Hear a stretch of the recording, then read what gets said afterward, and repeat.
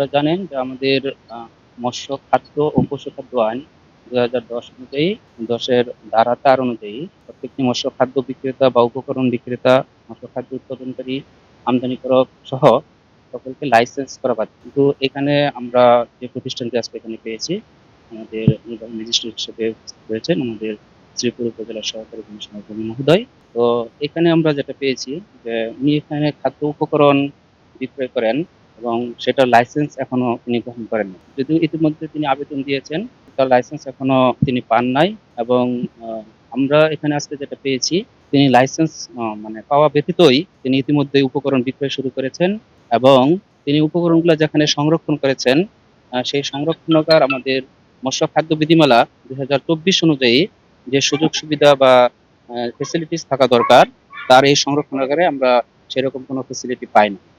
এজন্যই মূলত আজকে তার বিরুদ্ধে আমাদের মৎস্য খাদ্য আইন ২০১০ অনুযায়ী আমাদের সহকারী কমিশনার মহোদয় ৫০,০০০ টাকা জরিমানা করেছে। কারখানা অবশ্যই লাইসেন্স না পাওয়া পর্যন্ত বন্ধ থাকবে এবং লাইসেন্স পেতে হলে তাকে আমাদের মৎস্য খাদ্য বিধিমালা এবং মৎস্য উপভোগ খাদ্য আইন ২০১০ অনুযায়ী যে সুবিধাগুলো থাকা দরকার তা মেইনটেইন করে তাকে আবার পুনরায় আবেদন দিতে হবে। প্রতিষ্ঠান রয়েছে, এখানে আমরা অনেকগুলো অসঙ্গতি পেয়েছি। সেটা হচ্ছে, প্রথমত উনি লাইসেন্স এখনো তার চূড়ান্ত হয়নি।